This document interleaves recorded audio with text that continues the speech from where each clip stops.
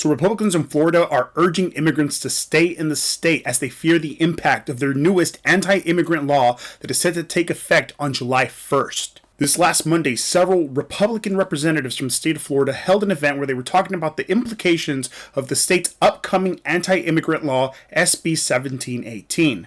And at this event, Rick Roth stated that the bill was more political and had no real teeth, and it was meant to discourage undocumented immigrants coming to the state of Florida. This bill is 100% supposed to scare you.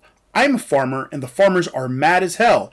We are losing employees that are already starting to move to Georgia and other states. And I want us to really pay attention to Rick Roth's statements and the way that he talks about immigrants, particularly where he says we are losing employees. See, he's not touching on the effects that this anti-immigrant law is going to have on immigrant families.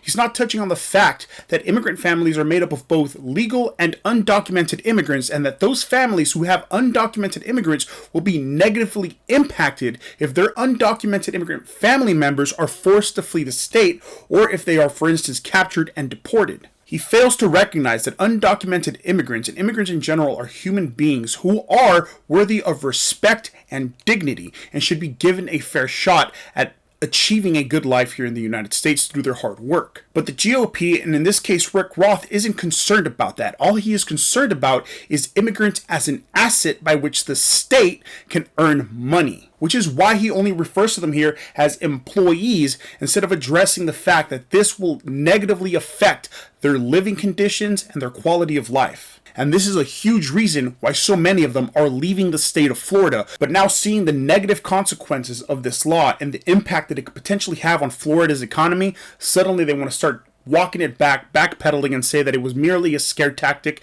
and that it really wasn't going to be something that was going to be enforced. That's because now they're afraid that this immigration law could trigger a shortage of workers in the state. But such rhetoric is funny coming from the Republican Party and conservatives in the United States in general, because they will be the first to remind you that the United States doesn't need cheap foreign labor or undocumented labor in the United States to prop up the American economy. In fact, according to FAIR, the advocates of open borders and cheap labor business lobbyists would have Americans believe that the U.S. economy would suddenly collapse without illegal immigration and cheap foreign labor. This is a classic scare tactic. It is also implicitly based on the false and outright insulting claim that native-born Americans are somehow adverse to hard work.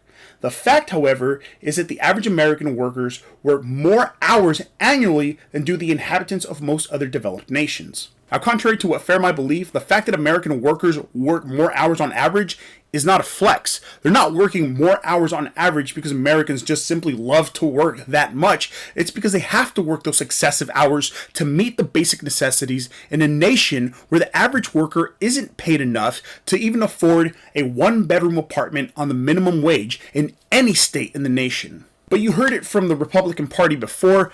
We don't need immigrant labor. And now with this anti-immigrant law passing in Florida, there's an abundance of jobs that Americans can go and fill. So go ahead and do it, Floridans. You voted for this. It's time to hustle as hard as you hate. Follow for more.